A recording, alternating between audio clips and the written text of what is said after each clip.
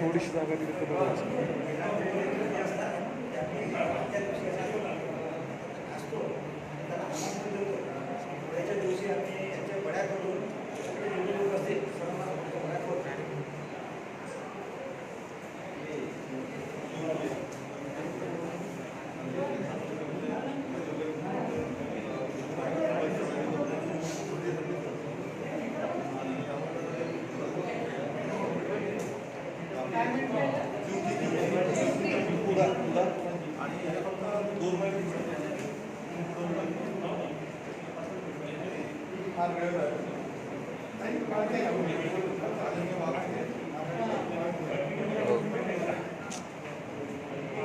Marketing काम है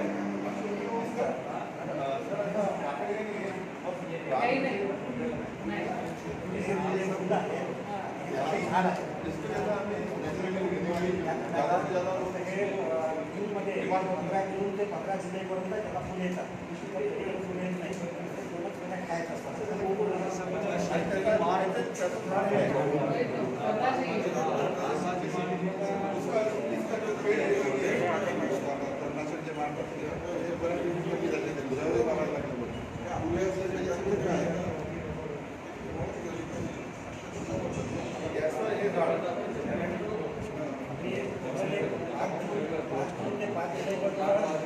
भाजी खातो जूनपासून याची भाजी खातो ऑगस्टपर्यंत. आणि ऑगस्टमध्ये आम्ही बांबूचे कोंबाचे वडे खातो. बांबूमध्ये जे बटर मशरूम तर बांबूचे तेवढेच प्रोटीन्स आहेत. जर त्याला प्रोटीन खायचं असलं बांबूची याच्यामध्ये त्याचं सगळं जे करता येतं पनीर करता येतं भाजी करता येते. आता हा सीझन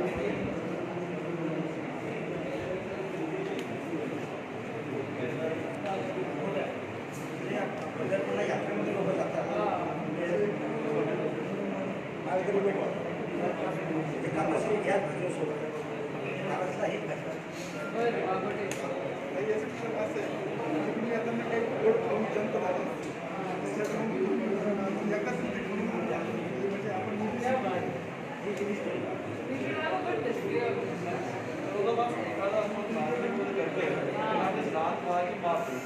आप इसको आना खा के जाना समझ के जाना महिला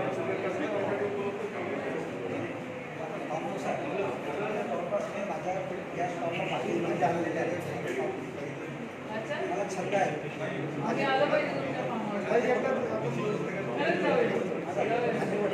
वर्षाची असतात.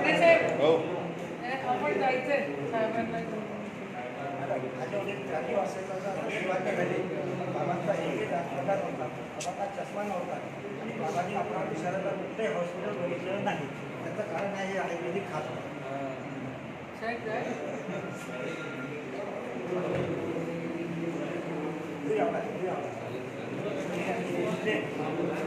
मोठा झालेला आहे छोटा असतात पुण्याला आहे. त्याच्यामध्ये डायबिटीज असतात ना आता करता येतात. प्रत्येकाने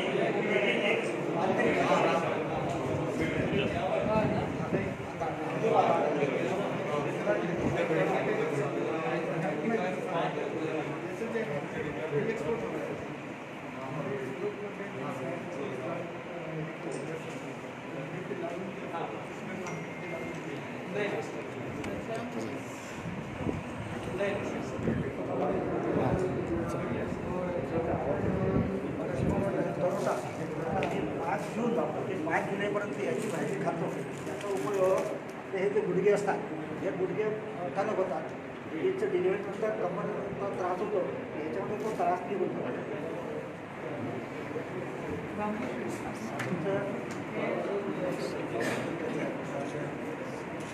माझं आहे हे बांबूचं कोंब आता याच महिन्यात खायचं असतात. हे 15 जुलै ते 15 ऑगस्टपर्यंत. 16 ऑगस्टपासून याचा उपयोग नसतो कारण हे कळसळ होतात मग पुढे. त्याचे लोणचं पण होतो. याचं लोणचं जवळपास 6 महिने टिकतो आणि याच्यापासून वडे होतात. वडे खातो ना डाळीचे हे सोबत याची भाजी होतो. तुम्ही पनीरची भाजी खाल्ली असेल ही भाजी आणि ही भाजी जवळपास सारखी होती. आता तुम्ही ऑमलेट खाल्ले असेल किंवा हे खाल्लं भुर्जी खाल्ली असेल अंड्याची याची भुर्जी पण होते. साहेबांना मॅडमला खाऊ घालायचं. आता हे कटोले आहे. Basically, he is expert. Expert is हे कटोऱ्याचा मेल आहे. नेताजी त्याच्यामध्ये दोन भाग असतात. त्याच्यामध्ये जानकार थे त्याच्यामध्ये उन्होंने मेल वो आणि पूरा female असतात. चालू रखा. हे दोन भाग असतील तर हा फिमेल आहे.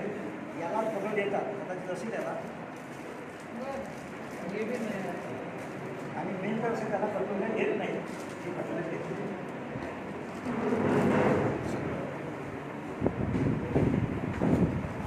उडदाची भाजी असतो. उडदाची भाजी या प्लेटमध्येच पोळ्यापर्यंत खात असतात. कृषी विज्ञान केंद्रामध्ये होम सायन्टिस्ट म्हणून 12 वर्षाचं काम करते. मी इकडे ग्रामीण क्षेत्रामधल्या महिलांच्या सक्षमीकरणासाठी आणि त्यांच्या पोषणाच्या म्हणून काम करते. आणि सगळ्यात महत्त्वाचं म्हणजे या सीझनमध्ये पालेभाज्या जनरली पिकवत नाही आणि ह्या नॅचरली जे निघतात त्याच्याबद्दलचं फारसं मी लक्ष होते कारण त्या सहज मिळतात म्हणून आणि याच्यामध्ये सगळ्यात जास्त पोषण तत्वे आहे आणि ते बाकीच्या काटक करण्याच्या दृष्टीकोन वर्षभर महत्त्वाचे आणि हा रोग महत्त्वाचा आहे. तर हा शेवट्यामध्ये सगळ्यात जीवसत्व आणि मोठी पडली त्यानंतर ती अळू आहे त्याचं कॅरेटीन सगळ्यात जास्त. केळा जो आहे हा आयर्न रिच आहे आणि त्याच्या भाजी खूप सुंदर होतात. तर त्यांना म्हणजे नेमकं तर पदार्थ तर माहिती मला परत ते त्याला ते गणपतीसाठी फक्त माहिती आहे. नंतर ही जी भाजी आहे त्याला डोकरू आणि डोकरूचं ते स्पेशली महिलांसाठी आहे की त्यांचे जे काही डिलिव्हरीनंतर जे स्नायू हे होत असेल तर ते प्रॉपर होतात आणि कंबरदुखीपासून सुद्धा आणि याची पण सगळी भाजी होते. आगाडा हा कॅल्शियमसाठी सगळ्यात जास्त चांगला आहे.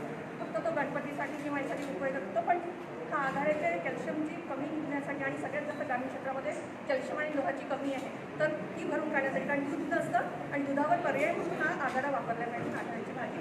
आणि हे वावडिंग आहे मेडिसिनल ते वावडिंगाची डाळ आहे. पालकाच्या डाळीची पेक्षाही टेस्टी होते आणि असे असे मेडिसिनल सुद्धा फायदे होतात.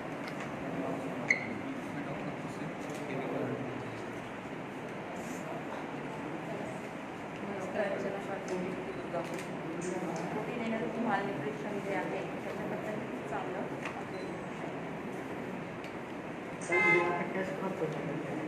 आलूची जे चिकन असतं त्याला आधी होतो गुजरातमध्ये जेवढे व्यापारी बनलेले आहेत त्याच्यामध्ये पण त्रास आहे. त्याच्यावर हे सगळे आणि हे किलो हे सध्या जे रामदेव बाबाची इम्युनिटी गुडवेल जे म्हणतो गुडवेल जे म्हणतो ना आपण, याची सुद्धा भाजी करतात. याची भाजी त्याला करतात फक्त त्याच्या आणि हे आपल्याकडे गुडवेल म्हणतात आणि हिंदीमध्ये याला गिलोय म्हणतात. आणि हे पण ते महालक्ष्मीचे किलोला आपण फार सगळ्या भाज्या करतो आपण. कल्टिवेटेड करतोय आता.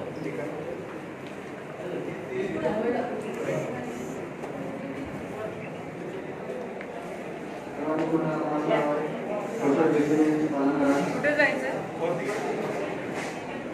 ते विकायला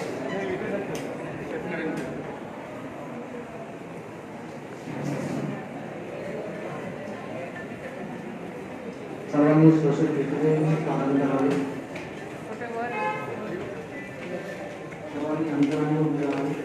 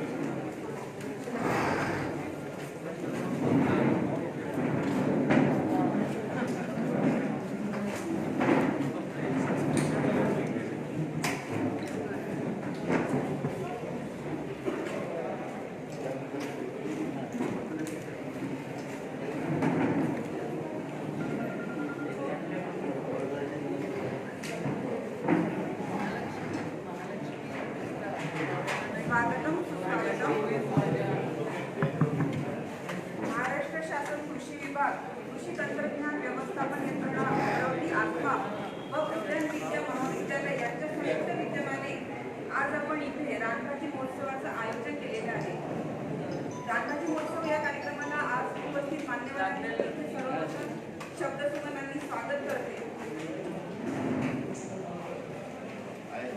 एक छोटी कविता लिहिली आहे मॅडम. कधी कडू कधी तुरट वेगळीच आहे याची चव. वाटत नाही खरं पण कोणत्याच औषधाला नाही याची सर. गुणांचा खजिना जुनाच पण नव्याने ओळख झाली तुझी आज. आपण सारे खाऊ ताजी ताजी ही तर आहे लाख मुलाची रानभाजी. तर आजच्या या कार्यक्रमाला उपस्थित मान्यवर व उद्घाटक तथा अध्यक्ष माननीय नामदार ॲडव्होकेट श्रीमती यशोमतीताई ठाकूर, मंत्री महिला व बाल विकास महाराष्ट्र राज्य तथा पालकमंत्री अमरावती यांचे स्वागत माननीय जिल्हा अधीक्षक कृषी अधिकारी श्री चव्हाळे सर करतील अशी मी त्यांना विनंती करते. रानभाजी उत्सव असल्यामुळे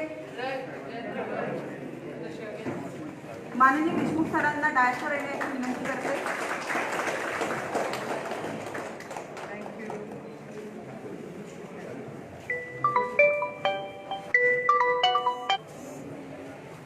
माननीय श्री शैलेश नवल जिल्हाधिकारी तथा अध्यक्ष आत्मा नियामक मंडळ अमरावती यांचे स्वागत सुद्धा श्री चव्हाळे सर करतील अशी मी त्यांना विनंती करते. मुख्य कार्यकारी अधिकारी श्री अमोलजी एडके जिल्हा परिषद अमरावती यांचे सुद्धा स्वागत माननीय एसओ सर करतील अशी मी त्यांना विनंती करते. माननीय जेडीए सरांचं स्वागत सुद्धा एसओ सर करतील अशी मी त्यांना विनंती करते.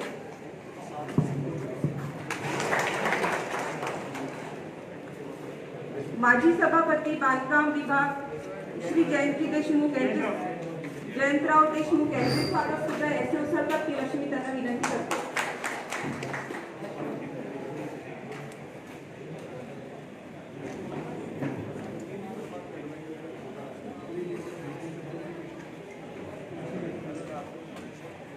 यानंतर पुस्तिकेचं विमोचन होईल. तर मी मान्यवरांना अशी विनंती करते की पुस्तिकेच्या विमोचनासाठी त्यांनी शेत शिवारातील नैसर्गिकरित्या उगवणाऱ्या रानभाज्यांचे महत्त्व व आरोग्य विषयक माहिती सर्वसामान्य नागरिकांना मिळावी या उद्देशाने आज आपण इथे हा कार्यक्रम आयोजित केलेला आहे. रानभाजीचे महत्त्व सर्वांना कळावे हा देखील उद्देश आहे.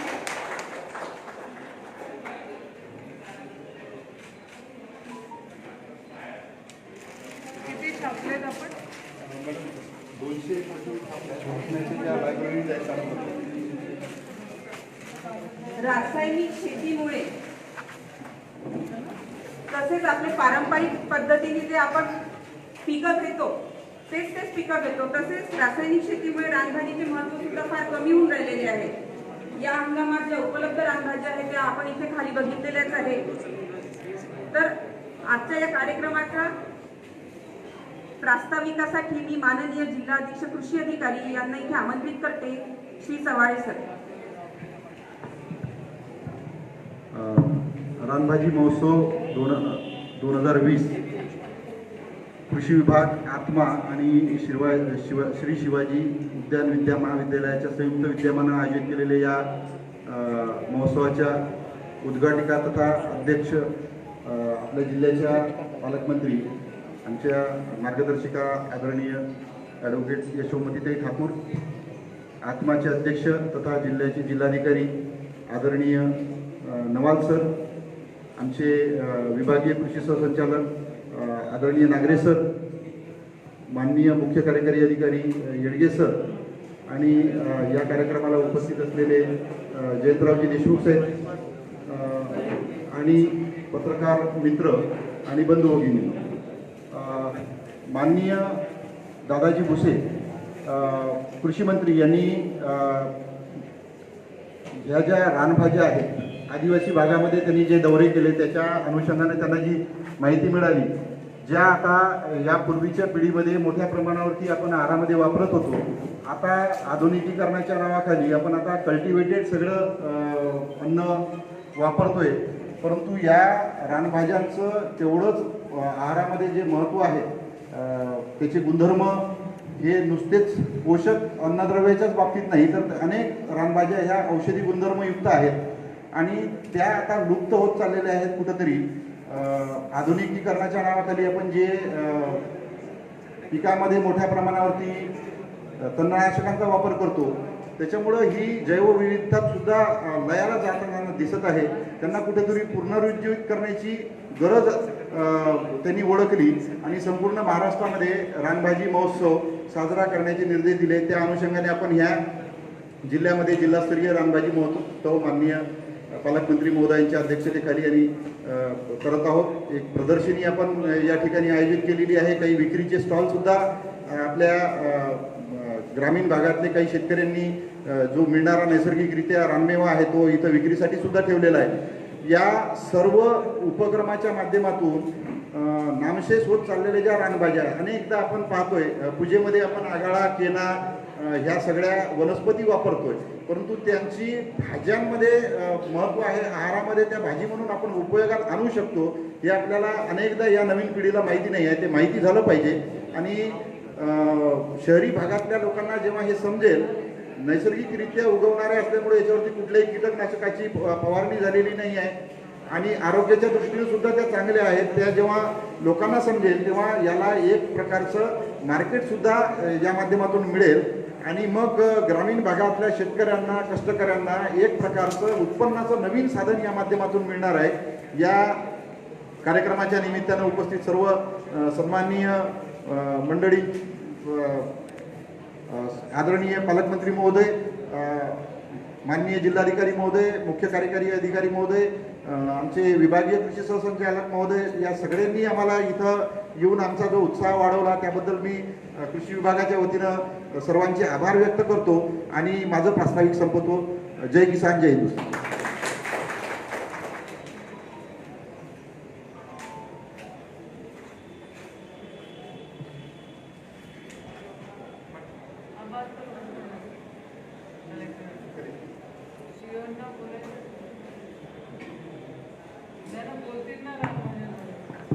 यानंतर माननीय मुख्य कार्यकारी अधिकारी श्री एडगे सर यांना मी अशी विनंती करते की त्यांनी मार्गदर्शनपर 2 शब्द सांगितले. आजच्या कार्यक्रमाला उपस्थित माननीय पालकमंत्री महोदय, माननीय जिल्हाधिकारी महोदय, विभागीय सदस्य, कृषी सहसंचालक आणि सर्व मान्यवर एक चांगला उपक्रम आज कृषी विभागाने हाती घेतला आणि चांगलं प्रदर्शन आपण आयोजित केलं त्याबद्दल कृषी विभागाचं सर्वप्रथम अभिनंदन करतो. त्या रानभाज्या ज्या आहेत त्या आपल्या परिसरामध्ये राहणाऱ्या भाज्या आहेत, परिसरामध्ये येणाऱ्या भाज्या आहेत परंतु आपल्याला त्याची माहिती नसल्यामुळे त्या भाज्यांचा जी काही माहिती एक चांगल्या पद्धतीने आपल्या समोर आलेली आहे ती माहिती समोर आल्यामुळे आपल्यासाठी त्याचा फायदाही होणार आहे. आणि आता कोविड-19च्या कालावधीमध्ये आपण विचार करतो की आपली इम्युनिटी कशी वाढेल, आपल्याला पोषण चांगल्या पद्धतीने कसं मिळेल, तर याच्यासाठी सुद्धा रानभाज्यांचा उपयोग होणार आहे. या काळामध्ये ज्या येणाऱ्या रानभाज्या आहेत त्याची प्रसिद्धी सर्वसामान्यांपर्यंत पोहोचून शेतकऱ्यांनाही फायदा होणार आहे. तर ज्यावेळी आदिवासी भागामध्ये आम्ही काम केलं प्रकल्प अधिकारी म्हणून त्यावेळी जेव्हा आम्ही दौरे करायचो तेव्हा आम्ही अशा भाज्या वेगवेगळ्या आदिवासी बांधवांकडून आम्हाला बघायला मिळायच्या. त्याच्यामध्ये मग त्या ठिकाणचं देशी मध असेल, त्या ठिकाणच्या वेगवेगळ्या ज्या जंगलामध्ये असतील किंवा ज्या पारंपरिक पद्धतीने ते घेणाऱ्या भाज्या असतील त्या भाज्या असतील तर एक चांगलं व्यासपीठ किंवा एक चांगलं बाजारपेठसुद्धा ग्रामीण भागामध्ये याच्यामुळे उपलब्ध होणार आहे आणि एक पोषणाचं सुद्धा एक चांगलं काम याच्यातून होणार आहे.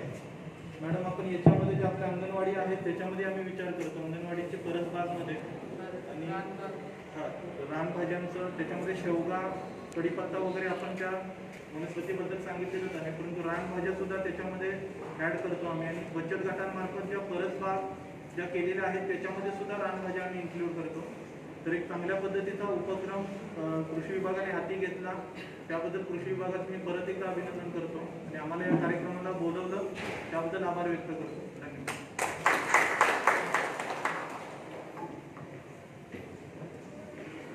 यानंतर मी माननीय कृषी सहसंचालक यांना नागरे सर यांना अशी विनंती करते की त्यांनी मार्गदर्शन करावे.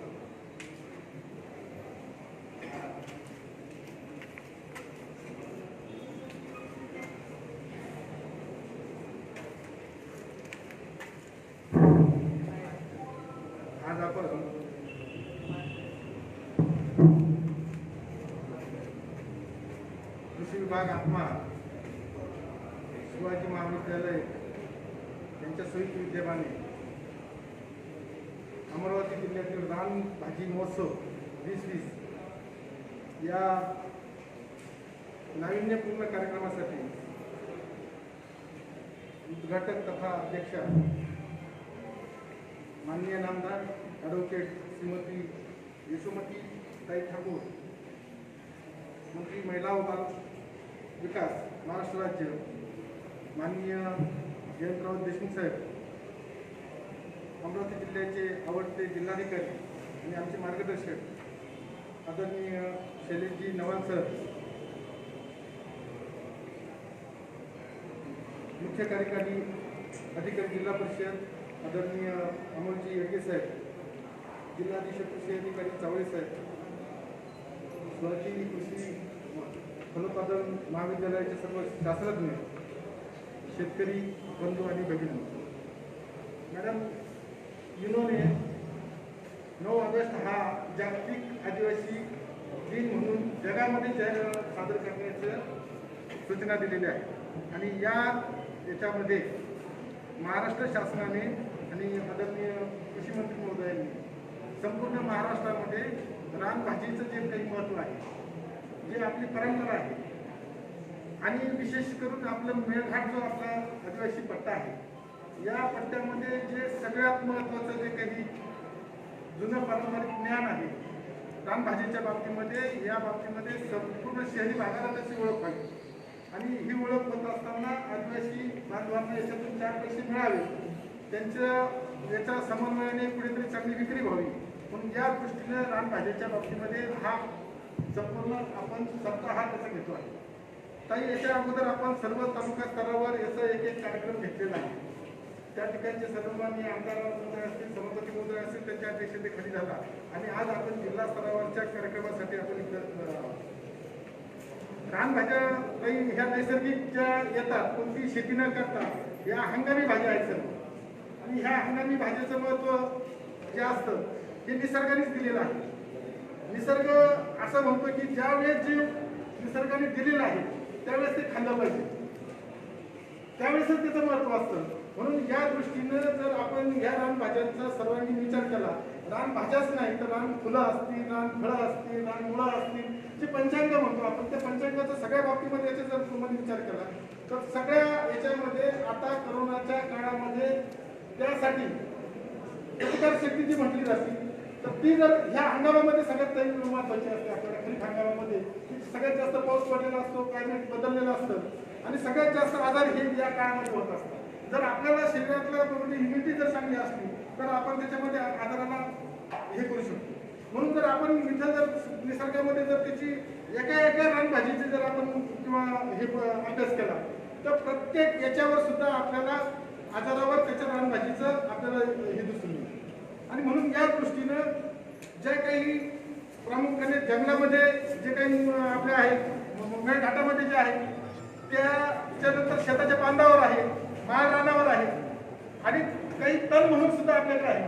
मग तणातून आपल्याला धन कसं निर्माण करता येईल आणि बेस्ट इज द बेस्ट. आपण ज्याच्याकडे काही दुर्लक्ष करतो परंतु तेच आता महत्वाचं आहे. आणि ताई मी आपल्याला आवर्जून सांगेल की आता शहरातला जो काही ग्राहक आहे तो टोमॅटो, बटाटो, वांगी, फ्लावर, तीच भाजी खाऊन कंटाळलेला, त्याला वेगळी काहीतरी चव हवी आहे आणि ती चव आणि ह्या भाज्यांचं महत्त्व या दोन्ही गोष्टी जर आपण ग्राहकापर्यंत घेऊन गेलो तर मला वाटतं हा आपल्याला समोर चांगला साधता येईल. म्हणून या दृष्टीनं मेळघाटामध्ये काही 27 असे आपल्याकडे रानभाज्या, रानफुलं, रानकंद असे आहेत की त्याचं महत्त्व आरोग्यामध्ये सगळ्यात जास्त. आणि ही जी परंपरा होती, जी काही होती ती आदिवासी कुटुंबापुरती सीमित होती. जो काही त्यांच्यातला प्रमुख होता वयस्कर माणूस असायचा त्याला हे रानामध्ये जायचे, ते भाजी आणायचे. आणि या रानभाज्यामध्ये सुद्धा 2 फरक आहेत, एक की पॉझिटिव्ह आणि निगेटिव्ह. जर आपण त्याचा जर चांगल्या पद्धतीने उपाय करून घेतला तर तो आरोग्यासाठी चांगला होतो. परंतु त्याचा जर एक काळ गेला, एक वय गेलं किंवा त्याची मॅच्युरिटी जास्त झाली तर त्याच्यामध्ये विष बाधा सुद्धा होऊ शकते. म्हणून रानभाज्याच्या बाबतीमध्ये परिपूर्ण ज्ञान करून घेणं, त्याचा अभ्यास करणं आणि त्याची पाककृती सुद्धा शिकणं आणि त्यानंतर आपण त्याच्यामध्ये हे झालं. म्हणून आपल्याला या दृष्टीनं जर पाहिलं तर आपल्या याच्यामध्ये रानभाज्याच्या बाबतीमध्ये सगळं सर्वेक्षण झालेलं आहे. आणि या 70 भाज्यामध्ये जर आपण पाहिलं तर काही औषधी कंपन्या सुद्धा ताई आपल्याकडे मेळघाटामध्ये विशेष करून या शेतकऱ्यांबरोबर करार शेती करू राहिले. मागच्या वर्षी आपण पाहिलं असेल की खाचकुरी जी असते त्याची 50 हेक्टरवर आपली लागवड केली होती. आपण जर वनामध्ये फिरत असताना काचकुरीकडे जर त्याचा धक्का लागला तर आपल्याला खूप त्रास आहे. पण तीच काचकुरी ज्यावेळेस आपण औषधी म्हणून त्याचा वापर करतो तर त्याची त्वचा विकाराची सगळ्यात महागडी औषध असतात आणि त्याच्यामध्ये त्याचा उपयोग होतो. असं जर आपण प्रत्येक औषधीच्या बाबतीमध्ये पाहिलं तर आपल्याला त्याच्यामध्ये याचं संकलन करून त्याचं चांगलं बियाणं तयार करणे, त्याच्या चांगल्या प्रॅक्टिस ऑफ प्रॅक्टिसेस. आता कटुनीच्या बाबतीमध्ये सांगितलं गेलं म्हणजे भाज्यामध्ये सगळ्यात नैसर्गिक सूक्ष्म मूलद्रव्य शरीराला कशातून मिळत असतील नैसर्गिक, कोणते आर्टिफिशियल नाही तर ते कडुलीतून मिळतात. आणि कडुलीतही कोणतंही उत्पादन खर्च त्याच्यामध्ये नाही. फक्त बांधाच्या आतमध्ये त्याचे कंद जे असतात ते कंद कोणतंही मशागत न करता कोणती लागवड न करता एकदा बांधामध्ये त्याचे कंद राहिले की संपूर्ण पावसाळ्यामध्ये त्याला वेल येतो आणि त्याच्यावर कडुली येतात. त्याच्यात मेल आणि फिमेल असतं आणि परत काही आता ऑगस्ट नंतर ते कंद याला जातील म्हणजे याच्यामध्ये जातील सुप्तावस्थेत जातील आणि पुढच्या वर्षी पावसाच्या वेळेस परत येते. म्हणजे त्याला ना पाणी लागतं ना खत लागतं ना औषध ना काय, फक्त आपल्याला त्याच्यामध्ये 1 ते 2 किडीच्या बाबतीमध्ये थोडंसं नियंत्रण करावं लागतं. आणि ही सगळी पाप ओळखून काही हुशार शेतकऱ्यांनी काही प्रगतशील शेतकऱ्यांनी कडुलीची शेती तयार करायला सांगितली. आणि आज आपल्याला माहित असेल की 100 रुपये किंवा 70 रुपये किलोपेक्षा कडुली कुठेही बाजारामध्ये मिळत नाही. आणि याचा जर आपण जर चांगल्या पद्धतीने पाहिलं तर 2 महिन्याच्या कालावधीमध्ये सुद्धा आपण 6 महिन्याचं पीक घेतो त्याच्या या 2 महिन्याच्या कालावधीमध्ये आपलं उत्पन्न निव्वळ उत्पन्न जर पाहिलं तर याच्यामधून जास्त आहे. जळगावमध्ये ताई आम्ही होतो त्यावेळेस आळूची शेती करायची. हळदीला हळद या पिकाला पर्याय शोधत होते, कापूस या पिकाला पर्याय शोधत होते. मग त्यांच्यामध्ये असं झालं की काही शेतकरी व्यापारी तिथला माल जो होता तो गुजरातला जायचा. आणि आरबी जी कंद असतो आपल्या आळूचा जो कंद असतो त्याच्यामध्ये सगळ्यात जास्त मोठं मार्केट हे सुरत आणि अहमदाबाद हे व्यापारी जे ज्या ठिकाणी आहेत की ज्यांचं काम हे बैठं आहे 12-12 तास आहे आणि त्यांना पोटाचा त्रास होतो आणि कॉन्स्टिपेशन होत नाही म्हणून त्याच्यामुळे खूप त्रास होतो वयस्कर माणसाला. आणि म्हणून त्या गुजराती याच्यामध्ये कुटुंबामध्ये आरबीची 1 आठवड्यातून भाजी एकदा खाल्लीच जाते. आणि त्याचं हे महत्व ओळखून मग आज 400 ते 500 हेक्टरवर रावेर आणि यावल तालुक्यामध्ये आरबीची शेती केली.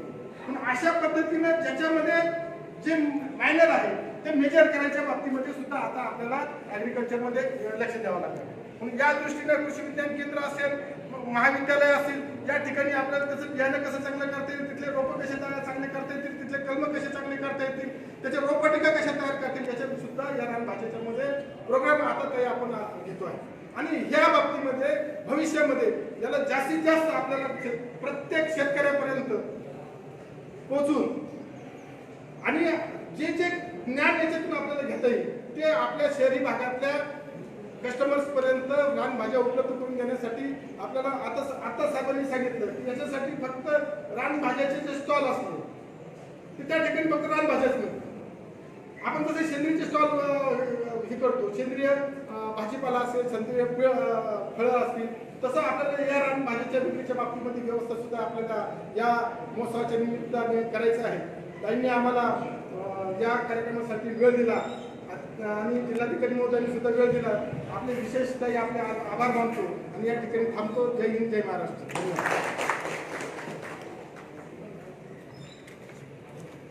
धन्यवाद सर.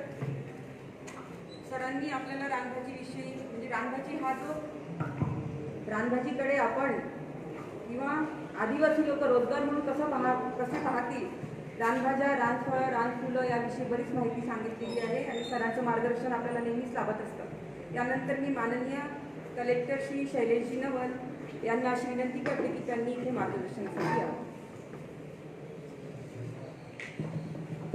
आदरणीय पालकमंत्री महोदय, आमचा उपस्थित सर्व मान्यवर आणि इथे आलेले सर्व कृषीचे तज्ञ आणि रानभाजीमध्ये ज्याचा अभ्यास आहे ते सर्व शेतकरी मंडळी,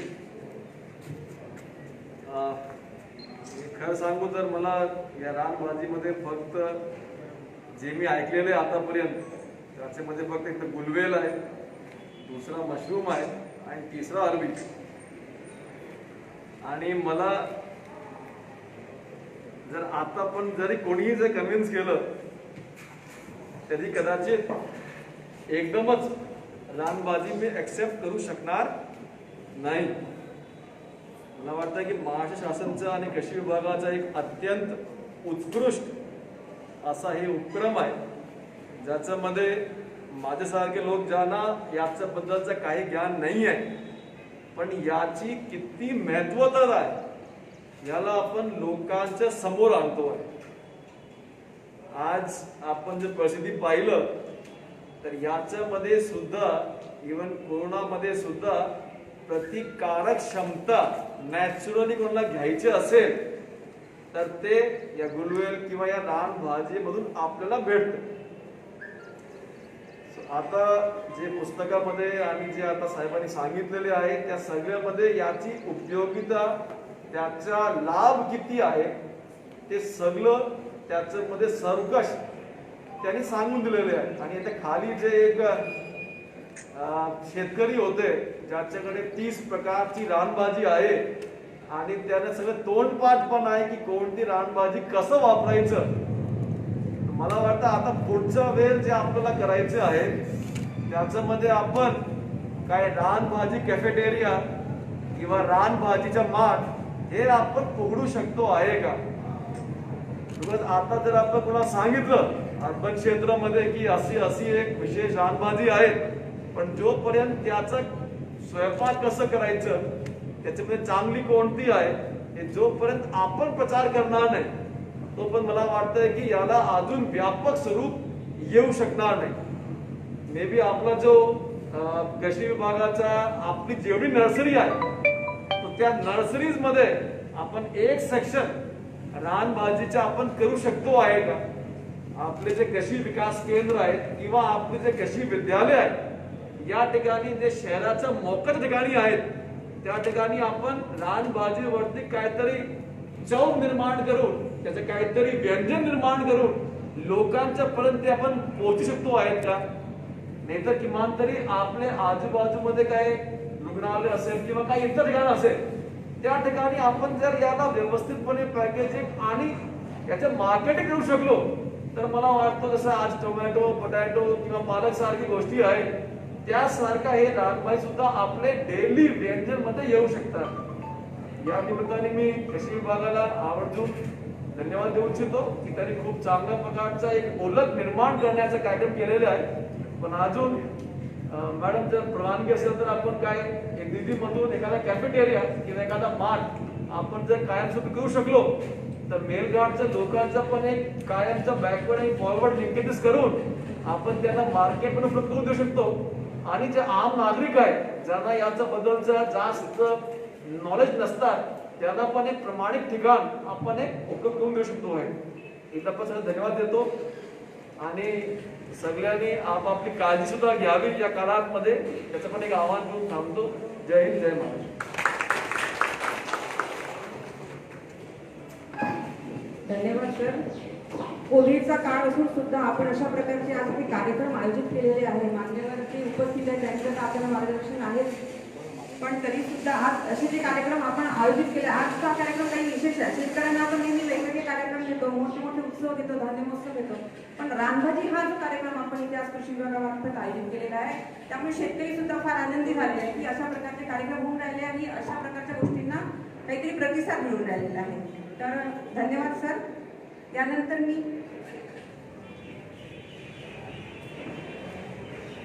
मॅडम आज शेतकरी जिथे आलेले आहेत त्यांनी बऱ्याच प्रमाणात भाज्या इथे आणलेल्या आहेत त्यांना एक मार्गदर्शन म्हणा किंवा त्यांचा एक उत्साह वाढावा म्हणून मी आज इथे उद्घाटनपर व अध्यक्ष भाषणासाठी माननीय नामदार यशोमतीताई ठाकूर यांना इथे आमंत्रित करते की त्यांनी शेतकऱ्यांचे मनोबल वाढवावे आणि त्याविषयी माहिती द्यावी.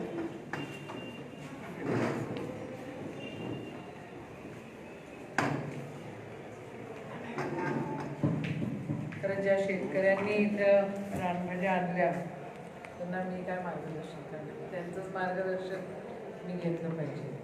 आज खरोखर एक सुंदर उपक्रम या ठिकाणी आपण सुरू केलेला आहे आणि रानभाज्यांचं आज जो महोत्सव आहे तो खरं समाजासाठी आज काळाची गरज आहे असंही म्हणायला काही हरकत नाही.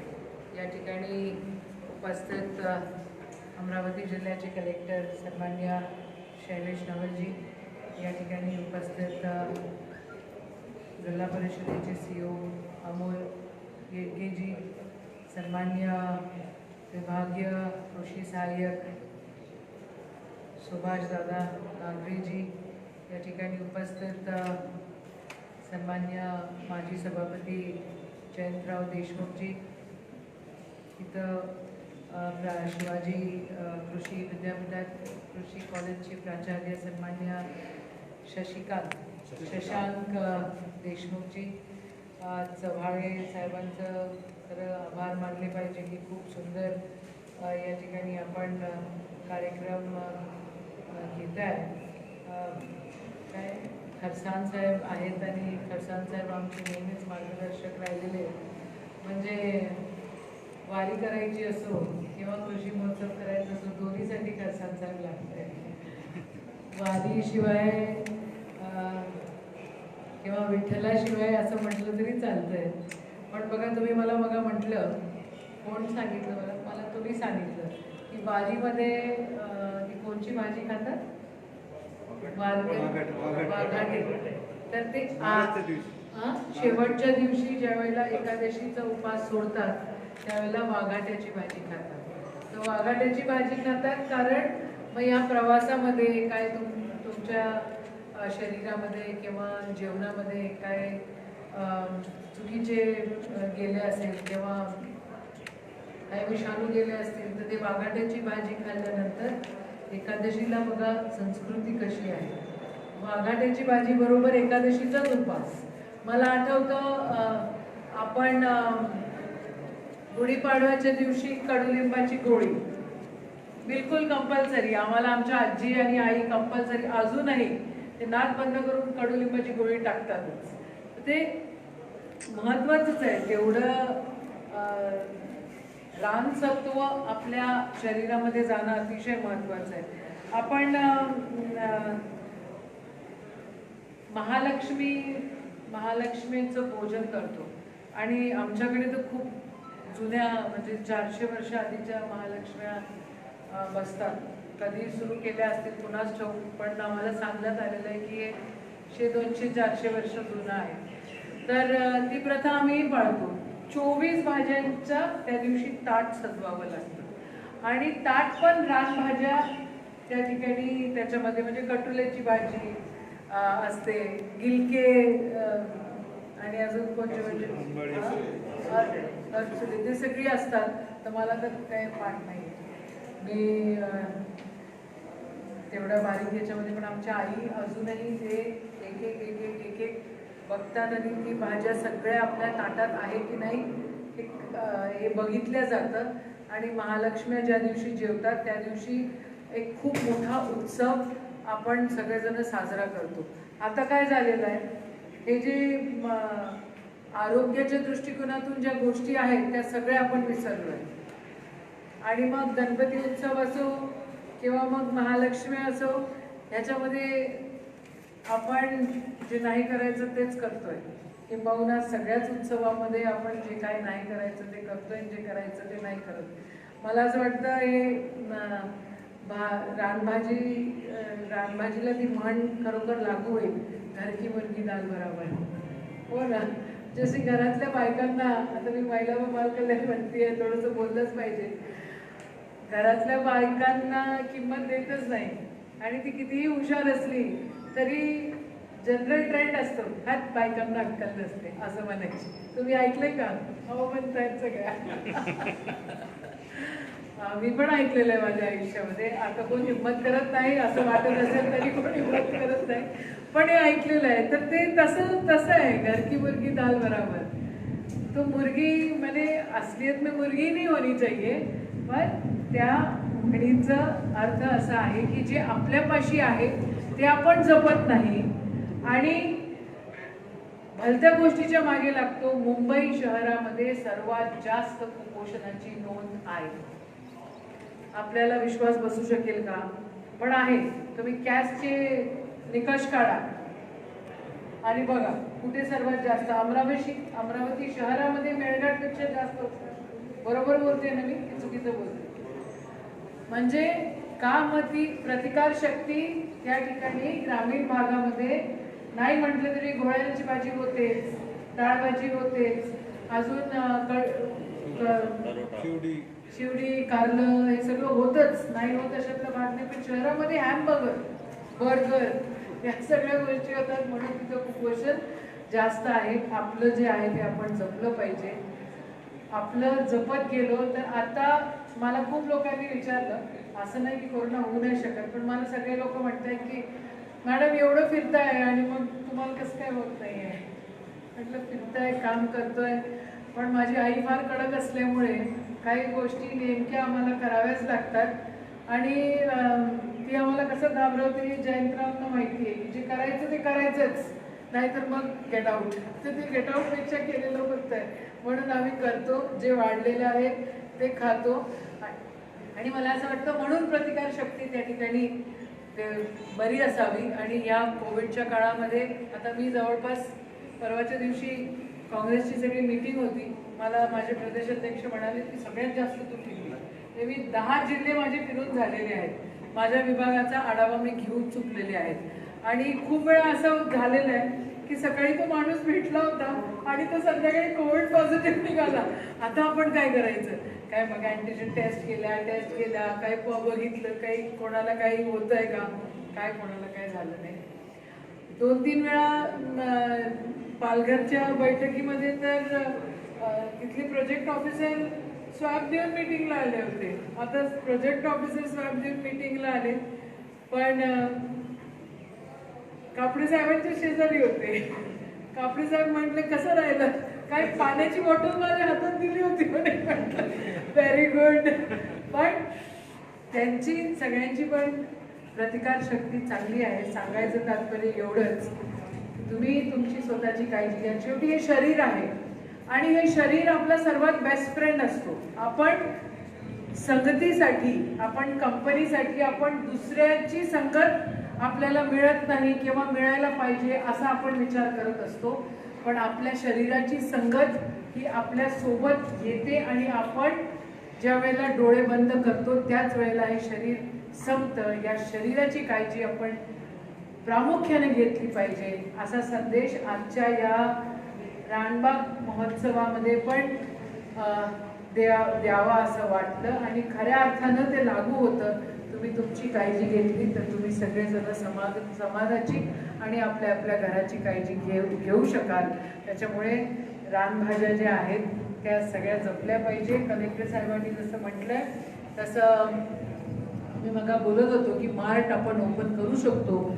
हे पुस्तिका जी आपण इथं काढलेली आहे या पुस्तिकेचं सुद्धा एवढं एकदम चकाचक नसलं तरी चालतंय, पण भरपूर साऱ्या 2-1 हजार तरी आपण काढूया ही पुस्तिका आणि लोकांमध्ये वाटप करू. म्हणजे खऱ्या अर्थानं याचा उद्देश काय आहे, भाज्याचा उपयोग काय आहे आणि त्याच्यामध्ये आपल्याला अजून काय काय चांगल्या गोष्टी होऊ शकतात त्या सगळ्या आपण करूया. या ठिकाणी हा उत्सव आपण ठेवला. मला इथे उद्घाटनासाठी आणि अध्यक्षीय भाषणासाठी बोलवलं म्हणून आपल्या सर्वांचे इथे आभार मानते. खरं माझ्यापेक्षा जास्त तुम्हा लोकांना माहिती आहे, पण तुमच्यापेक्षा जास्त मी समजावून सांगू शकते असं एवढं नक्की असावं. तुम्ही जो काय कार्यक्रम करताय त्या सगळ्या कार्यक्रमाला माझ्या खूप खूप शुभेच्छा. एवढंच बोलते आणि थांबते. जय हिंद.